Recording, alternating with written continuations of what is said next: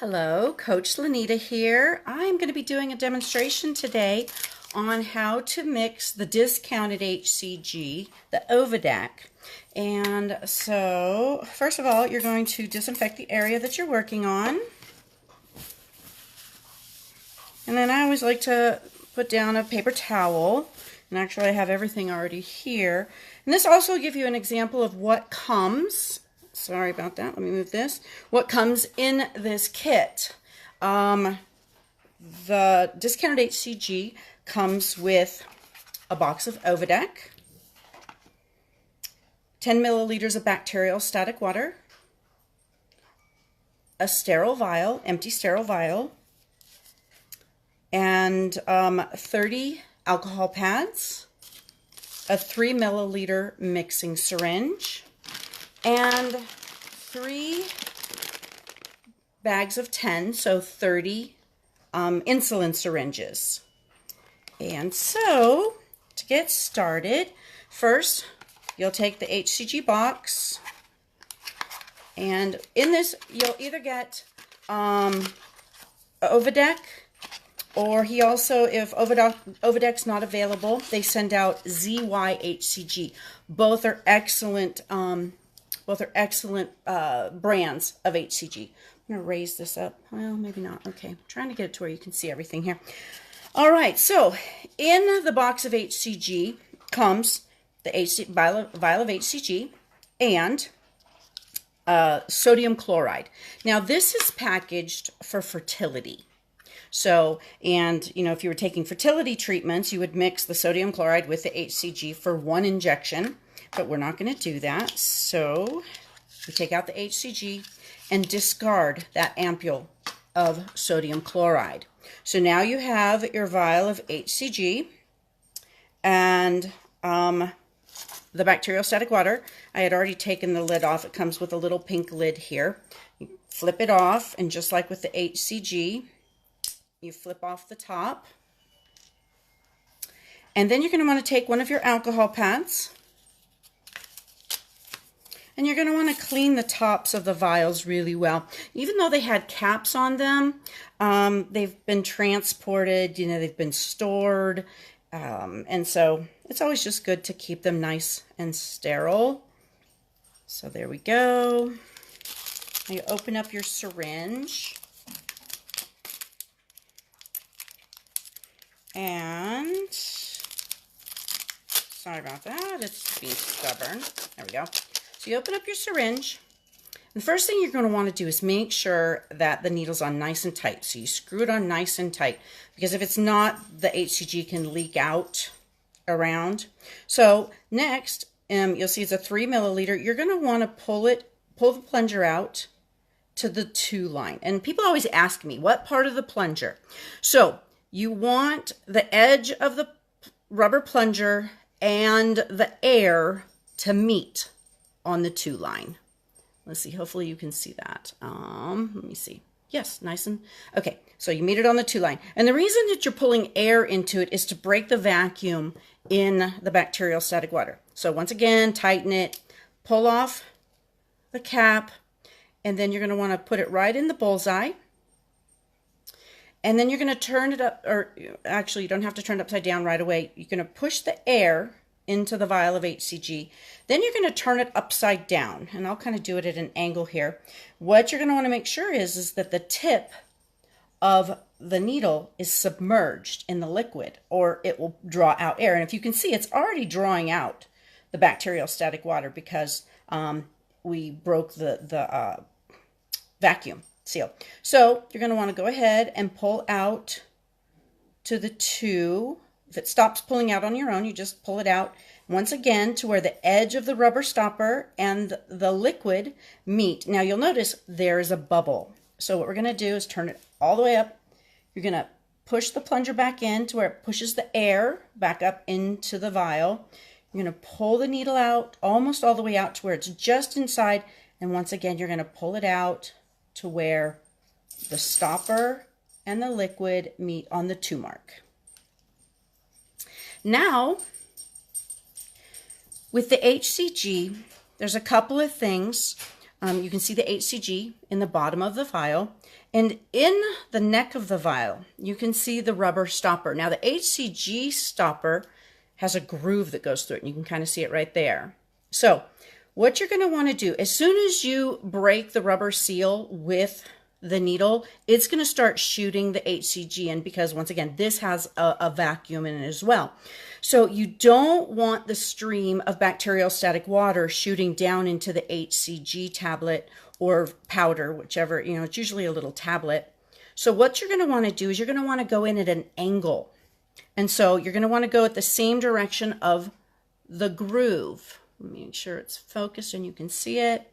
So you're going to kind of want to go in. Once again, you're going to go through the bullseye and go at an angle. And if you'll notice, hopefully you can see, it's sucking it in all by itself. It's shooting against the glass and gently rolling down into the hCG. And that's how you want it, so that the hCG doesn't get jostled or shaken or bubbly, because hCG is really delicate.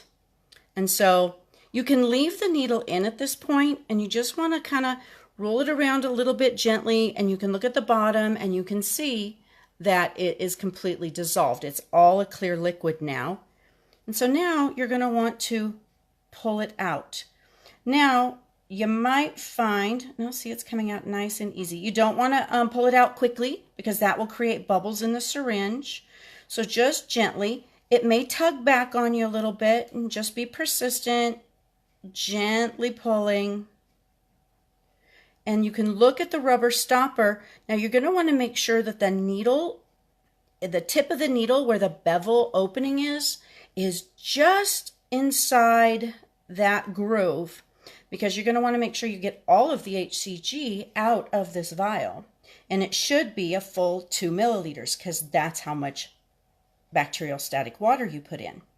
So you can be patient. You don't have to hurry. You want to treat it gently, just slowly pulling it out.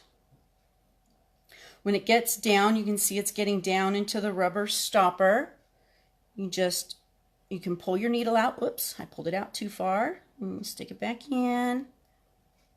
And just inside, it gets out that last little bit of hCG. And you can look in the rubber stopper there and see that it's completely empty.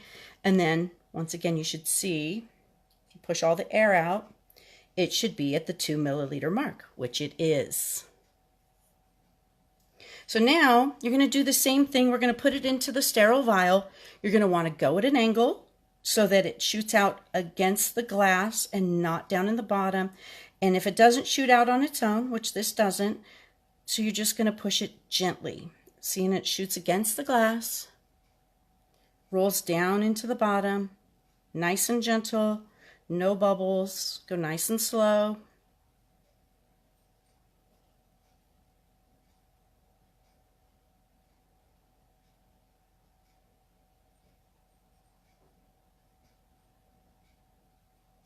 And once that's all out, you remove it from the sterile vial, and you're going to go back into the bacteriostatic water, and you're going to pull out 3 more milligrams.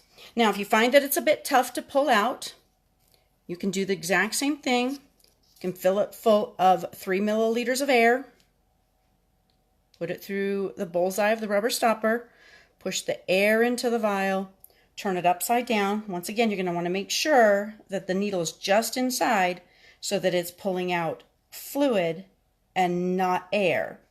And so then you just gently pull. With the bacteriostatic water, you don't have to be as careful. Sorry, I've got it out of... you don't have to be as careful. So you just keep pulling. Oops, seeing it got some air because the needle is... So you have to turn it all the way upside down. I know it's more difficult for you to see it, but I'll show you once it's... And I had used some of this, so you're going to want to make sure it has a full 3 milliliters because you want a total of 5. This one doesn't because I had used it to mix another batch. So I'm going to leave this here real quick and I will be right back. Sorry.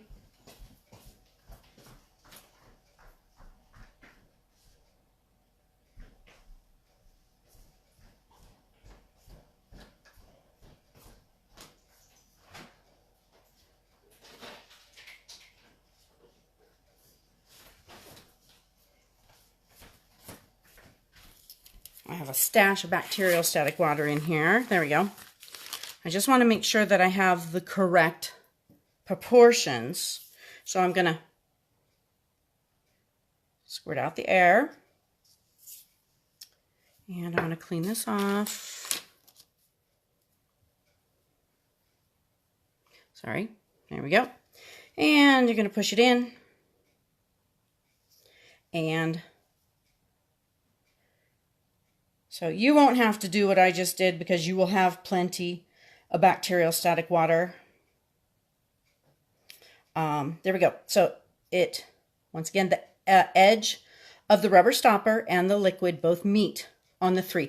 Now, sometimes it might try to pull it back in. And so you kind of, once you get it to that line, you can wrap your hand around it like this and pull it out.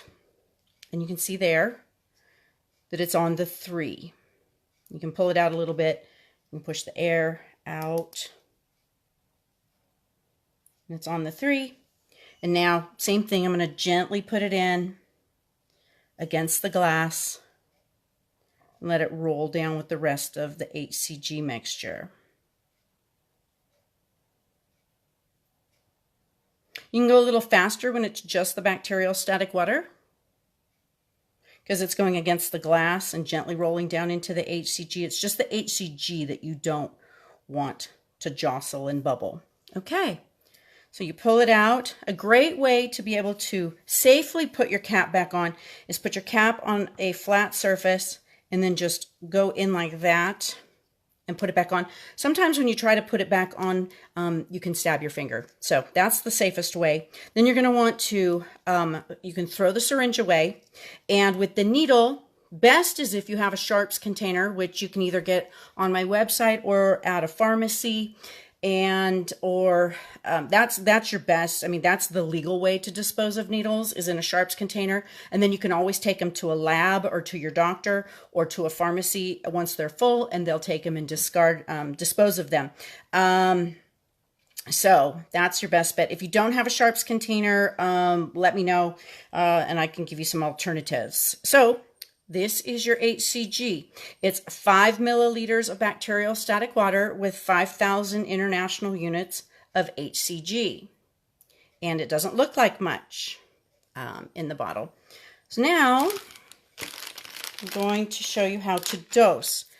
The needles that are currently coming with the kits are 100 units. And so as soon as they exhaust their inventory, they're going to be going with the 3.30